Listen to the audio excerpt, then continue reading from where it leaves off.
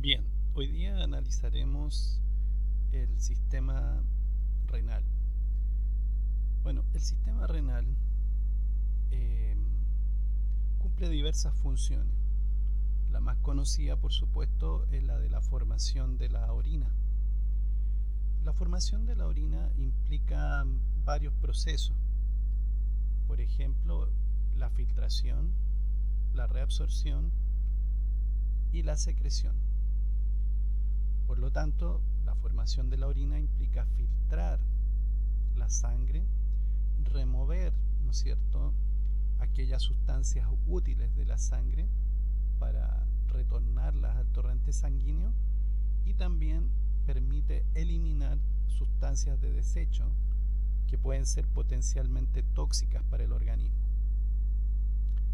Además de esto, sin embargo, el riñón va a cumplir importantes funciones, como por ejemplo en el control de la osmolaridad, el control de la volemia y la regulación del pH. Entonces, como vemos, el riñón va a ser un órgano central en lo que es el funcionamiento orgánico.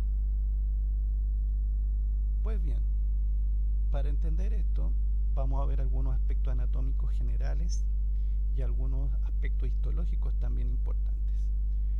Cuando hacemos un corte de riñón, nosotros vamos a reconocer una porción central llamada médula y una porción periférica llamada la corteza. Dentro de la eh, médula vamos a reconocer unas estructuras características llamadas las pirámides, las cuales van a estar separadas por estas llamadas columnas.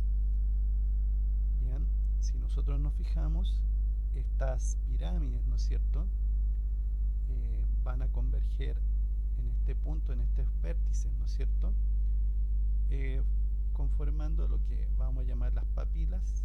Aquí la orina va a ser recibida, la orina formada va a ser recibida primero en los cálices menores, que luego van a desembocar en los cálices mayores para finalmente llegar a la pelvis renal. Y posteriormente toda esta orina formada va a salir a través del uréter. Entonces, la unidad estructural y funcional del riñón se llama nefrón. Es de tipo microscópica y aquí está representada de color amarillo dentro del riñón. Entonces aquí vemos parte de la estructura del nefrón, y que es donde se va a formar la orina, y vemos entonces que eh, la orina formada en los nefrones va a salir a través de este tubo colector, que luego desemboca en un conducto papilar acá. Eso, como les decía, llega a este cáliz menor, luego a este cáliz mayor, y todo esto desemboca en la pelvis renal. De ahí la orina sale a través del uréter, que a su vez va a almacenar la orina en la vejiga urinaria. ¿Ok? Nosotros en esta imagen también podemos observar que esta zona que está acá, que es el llamado ilio renal, ¿no es cierto?, permite el ingreso, ¿no es cierto?, de la arteria renal y la salida de la vena renal, así como también la salida de la pelvis renal. Bueno, con respecto a la estructura del nefrón, nosotros vamos a ver que el nefrón está formado acá arriba por lo que se llama el corpúsculo renal. Este corpúsculo renal, a su vez, va a estar formado por un ovillo capilar que vemos acá arriba con mayor aumento, que se llama el glomérulo, ¿no es cierto?, o capilar glomerular, y que va a estar rodeado por esta estructura que también vemos acá, esto que está aquí, y que se llama la cápsula de Bowman. Esta es la cápsula de Bowman y este es el glomérulo. Vemos también que a este glomérulo llega una arteriola aferente, y sale también una arteriola eferente. ¿Ok? Entonces, aquí se va a producir el proceso de filtración glomerular. Luego el filtrado va a pasar por esta estructura que se llama el túbulo contorneado proximal y que, como ustedes ven, está formado por un epitelio simple cúbico con gran cantidad de microvellosidades, ¿no es cierto? Por lo tanto, es un epitelio simple cúbico con ribete en cepillo. Aquí es donde se va a producir gran parte de los mecanismos de reabsorción, ¿okay? La mayor parte de las sustancias se van a reabsorber acá, y eso es consistente entonces con esta gran cantidad de microvellosidades. Luego este proceso, el filtrado va a pasar a través del túbulo recto proximal, que también es un epitelio simple cúbico pero con menor desarrollo de microvellosidades, y luego continúa por la porción fina descendente del asa de Henle. Aquí no solo se adelgaza el diámetro del conducto, sino que también el epitelio baja, ¿no es cierto? De cúbico pasa a un epitelio más bien plano o escamoso. Luego, aquí vemos la porción fina ascendente del asa de Henle, en donde el epitelio progresivamente comienza a engrosarse, ¿ok? Tiene escasas microvellosidades. Luego vemos aquí la porción gruesa ascendente del asa de Henle, en donde el epitelio vuelve a ser un epitelio simple cúbico con escasas microvellosidades. En este punto, ¿no es cierto?, en la porción gruesa del asa de Henle y muy cercano, ¿no es cierto?, a este corpúsculo renal, va a haber una modificación, ¿no es cierto?, en estas células que van a constituir una estructura que más adelante vamos a ver con más detalle, que se llama la mácula densa. Luego continúa, ¿no es cierto?, el túbulo contorneado distal, que también es un epitelio simple cúbico con con mayor cantidad de microvellosidades, pero de menor longitud. Y todo esto converge finalmente, ¿no es cierto?, en el tubo colector. Ahora, varios de estos nefrones pueden converger en un tubo colector, ¿ok? Entonces este tubo colector no es exclusivo de este nefrón, sino que aquí pueden converger varios, ¿ok? Y el tubo colector también es un epitelio simple cúbico.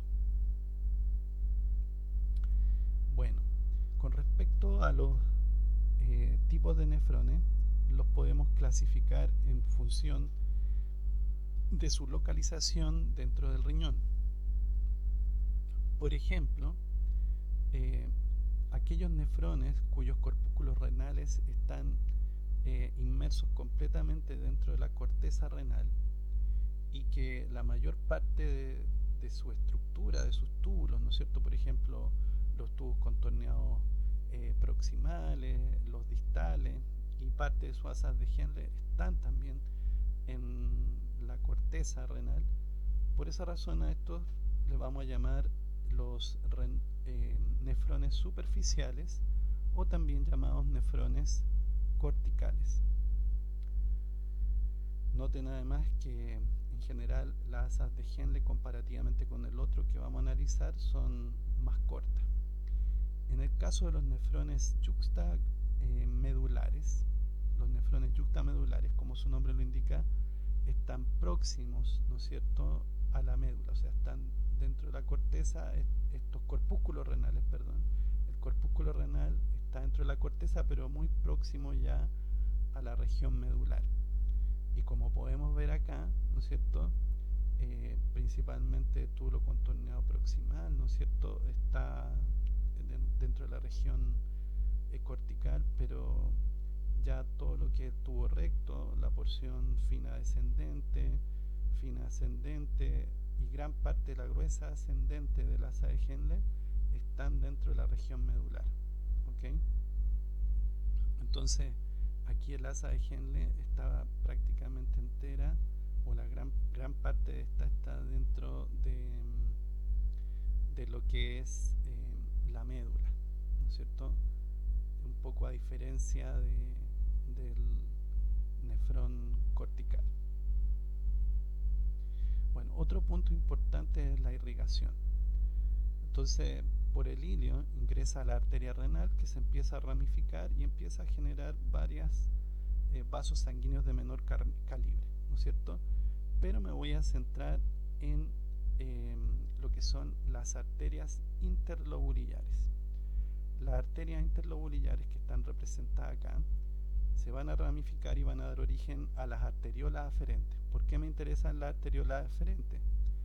Porque luego estas arteriolas aferentes son las que se ramifican para formar los capilares glomerulares que habíamos mencionado anteriormente, ¿ok? Que van a estar asociados al corpúsculo renal. Luego de los capilares glomerulares van a salir las arteriolas eferentes, y por ramificación de las arteriolas eferentes se van a formar los capilares peritubulares, que, como su nombre lo indica, van a rodear gran parte de los túbulos de este nefrón, ¿no es cierto? Entonces, en la siguiente imagen podemos ver eso. Podemos ver acá, por ejemplo, la arteriola aferente, ¿no es cierto? Aquí está la arteria interlobular y de esa nace esta arteriola aferente. Aquí se forma el ovillo capilar, que es el glomérulo. De ahí sale la arteriola eferente, ¿no es cierto? Y luego esa arteriola eferente se ramifica formando todo esto que vemos aquí de color rojo, que serían los capilares peritubulares, que van a ser importantes luego para entender la función renal. Por otra parte, podemos ver aquí también cómo, ¿no es cierto?, desde este túbulo contorneado distal, la orina formada converge a este tubo colector. Luego este tubo colector desemboca en el conducto papilar. El conducto papilar desemboca en lo que es la papila renal, que era lo que estaba en uno de los vértices de estas pirámides renales. Y ahí entonces la orina es colectada en lo que son los cálices menores. Y como ya hemos visto anteriormente, de ahí pasaría a los mayores, a la pelvis renal y luego al uréter. Bien, lo que vemos acá con mayor detalle es la estructura del corpúsculo renal. Recordemos que el corpúsculo renal está formado por este conjunto o ovillo capilar, que corresponde al glomérulo o capilar glomerular, y que está rodeado por esta estructura aquí representada de color amarillo o pardo amarillo, que sería la cápsula de Bowman. Entonces acá nosotros vemos la arteriola aferente, ¿no es cierto?, que es por donde ingresa la sangre al glomérulo. Aquí entonces esta se ramifica para formar los capilares glomerulares, y luego estos convergen para formar la arteriola eferente, por donde sale la sangre del glomérulo. Vemos entonces que está recubierta, ¿no es cierto?, la superficie de los capilares glomérulos por la hoja visceral de la cápsula de Bowman, y aquí aparecen unas células que son los podocitos y que recubren de manera incompleta la pared, ¿no es cierto?, del glomérulo. Esta otra zona, ¿no es cierto?, sería la hoja parietal de la cápsula de Bowman. Entonces, el espacio que nos queda entre la hoja parietal y visceral de la cápsula de Bowman es lo que llamamos el espacio de Bowman. Aquí es donde se va a colectar el filtrado, que va a pasar inicialmente a esta primera porción de estos túbulos, que se llama el túbulo contorneado proximal, y que reconocemos aquí por la abundancia de microvellosidades. Acá, por su parte, vemos parte del asa de Henle, que está muy cercana entonces al corpúsculo renal, y esto es el grupo de células modificadas que constituyen la mácula densa. Esto que podemos observar en el dibujo superior se ve acá abajo en el corte histológico. Acá todo esto es el corpúsculo renal, esto sería el glomérulo, ¿no es cierto? Esto sería la hoja parietal de la cápsula de Bowman. La hoja visceral obviamente corresponde a los podocitos, y acá se ve la mácula densa, ¿ok?